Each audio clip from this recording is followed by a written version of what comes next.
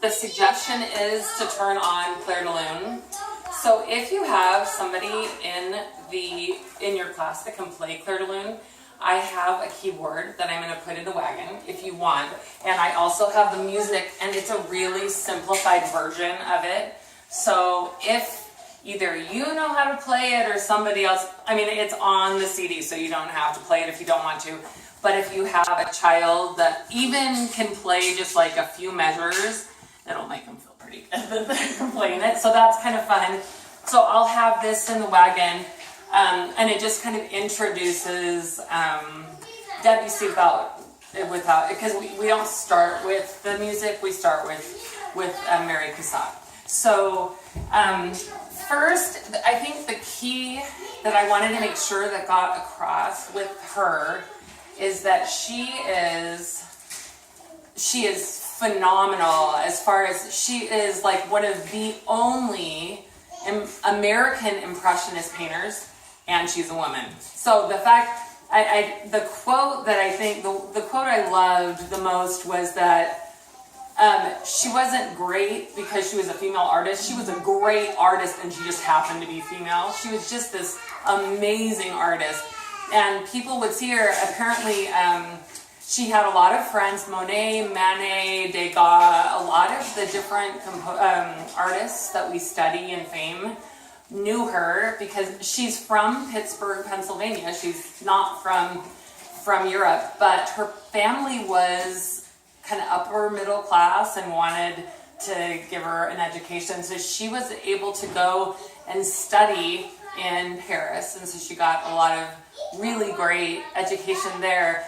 And she met people there, but she kind of had a dry spell. She was there for a little while and kind of wasn't sure what to, I don't know, she wasn't sure the next step. And so her parents brought her home, and her dad was not very supportive. He was kind of a jerk and really was just didn't want to, support her. And she was like, tough luck, I'm gonna keep working at it. And so she just kept pushing, and she went back to France and ended up living the rest of her life in France. And so her dad, initially, I think both of her parents were supportive, but when it didn't appear that she was making, a ton of money, I think the big thing for her too is at the time, I don't know if your history-wise, at the time, Impressionism was like a bad word. And so I think that, I'm trying to remember it was a journalist that gave the Impressionists that name. I mean, you know so much more about this than I do. But gave them that name as like a derogatory term for Impressionism. And then they were like, well, actually, it's kind of true, and, it's accurate. And so what I thought I would do is show the contrast. So I'm not sure how strictly Niles has been sticking to the curriculum, and I know Parkmont has been. Yeah. Parkmont has been because I'm like militant about it, but I brought all of these. I have a bunch of different things. So last year we talked about categorizing artwork, which really helped the kids. Instead of saying that realism, impressionism, abstract art, and cubism, like going into all the isms, we talked about the three categories: that representational, abstract, and non-objective. That you really could categorize artwork into those three categories. So Impressionism actually falls under representational because it does represent.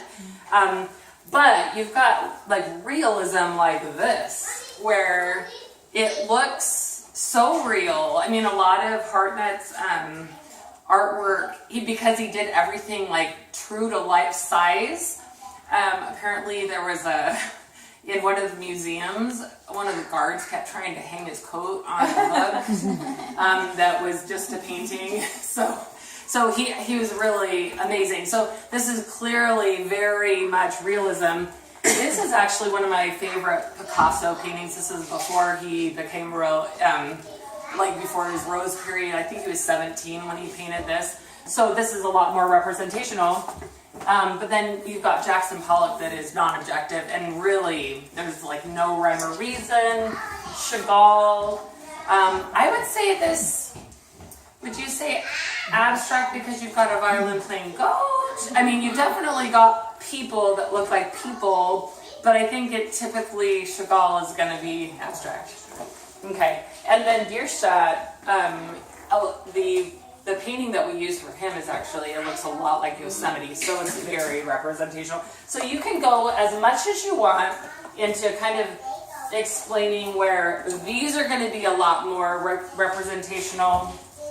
This is actually a Degas painting, and then, but you've got Impressionism, so this is kind of a famous Monet, and I do have the water lilies back here somewhere.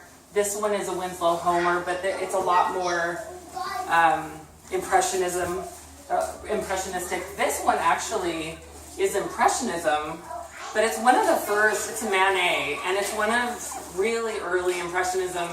And so you can kind of, you don't have to go into a lot of detail about the differences, but for Mary Cassatt, she was accepted in as an Impressionist painter, and she was immediately loved by everybody. They absolutely loved her. And the fun thing about her, she started getting to know all of these amazing artists. And so this is the painting that we talk about. This is Woman with Dog, and it's also, it has like 10 other names. I don't know. But Woman with Dog, I guess we can kind of stick with that one. This one, so you can go into a lot of detail about things like color, warm versus cool colors. When you're talking about it with the kids, my tendency, come on in, Erica, you're in. Let's see, Natalie, there's actually, do you want to come sit here by Natalie? Okay. Erica actually is new, this came from Boston, and she is an artist, and she paints murals, and yay, so we're super excited to have her. So, depending on the group that you're talking to, you may not really go into a whole lot of detail about Impressionism. You might talk about like these are warm colors versus cool. There's a lot of yellows, and and having them kind of try to understand. But typically what I'll do is I would like have Gloria stand up and show her skirt. Is that a warm color, or is it? So getting the kids to acknowledge that. And so before we start talking about the warm and cool colors, I typically will pull this out and have the kids try to memorize the 4 art elements. So if they can get it ingrained in their mind, they typically can't read that because it doesn't even look like line. But they get really good at remembering line, color, light and shadow and texture. And then when you've got kindergartners or first graders, you can talk about texture by looking at fleece. Sometimes there were this darling little girl in my kindergarten class that was Indian, had the most elaborate ornamentation on her shirts, and so I loved being able to call her up and talk about texture and the different the different aspects of it. But even to be able to say, like, a really shy kid that never raises their hand and is always wearing like gray and black, to contrast that with somebody with hot pink, or you can get kids that never raise their hand to stand up and they're still pretty excited to show off the clothes they're wearing. So then, if you can get the kids to memorize this list, it's really great to then be able to refer back to that. All right, and I'm totally off track already. Let me make sure I don't miss any. Laurel, do you want me to do pieces, or do you want me to do the whole thing? Oh, you can. I'll when I switch over to WC, then I'll let you know. So it goes. So there's quite a bit of information about about Cassatt. And so depending on your age group, you may do almost nothing. She got really ill. I like to give a lot of background on any female artists that we have. I'm going to give as much as I can just so that the kids understand that there were actually female artists. But she had diabetes, and she ended up losing her sight. So she did get sick over time, but she never married, but she was very, very close to Degas. And so this painting, the reason I got this one, I think I mentioned this before, this one is actually brought up in the binder because Degas painted the background. And so it was kind of fun that, he was involved in it, and I like this one. This one actually is one that Niles already had, and so this is one of my favorite ones as well. So I think just that one of the interesting things is she was never married, she didn't have kids, but she always painted things that were kind of family scenes or women and children. There was a lot of like tender moments, and the speculation was that she's a woman, tender moment kind of thing, but I think the fact is women didn't get to use models. Women did not have, you didn't have men and women that were not clothed in the salon, like being able, you just didn't have that kind of opportunity. So, whereas now it's totally different. So she really didn't have that, exposure there to be able to learn to paint that way. Let's see.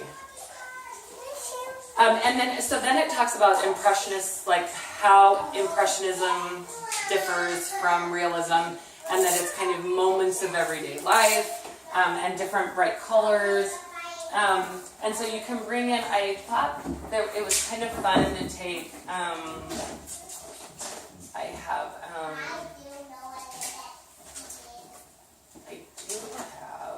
thought I did, the water lilies painting in here somewhere. I thought. So I had water lilies, and then Andrew Wyatt, here. So this will help kind of explain a little bit about Impressionism. So this is the diagram to kind of try to explain Impressionism. I know we don't have this one at Niles, but I'll make it before and have it in the wagon.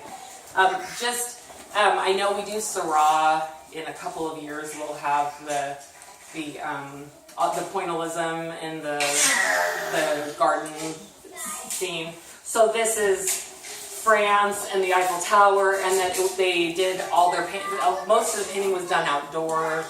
And so when you're comparing the Impressionist work,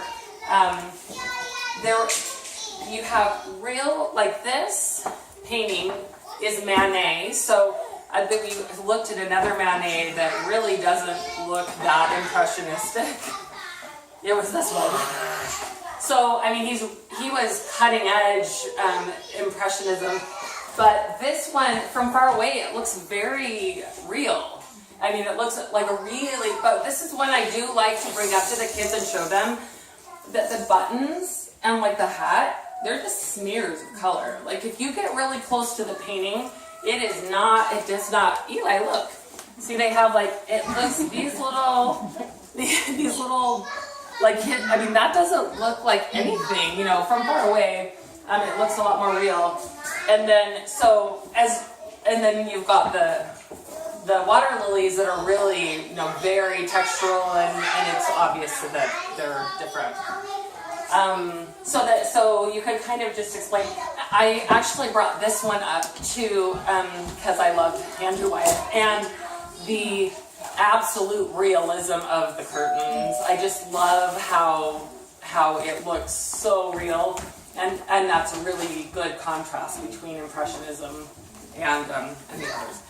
So you can go into as much detail or as little as you want as far as this. I will have a whole bunch of these prints in the wagon for you to use if you want to. I also It's better for my back anyways. Oh. Kill me sitting on that seat. Oh, No, that's okay. That's fine. That's fine. I can play her.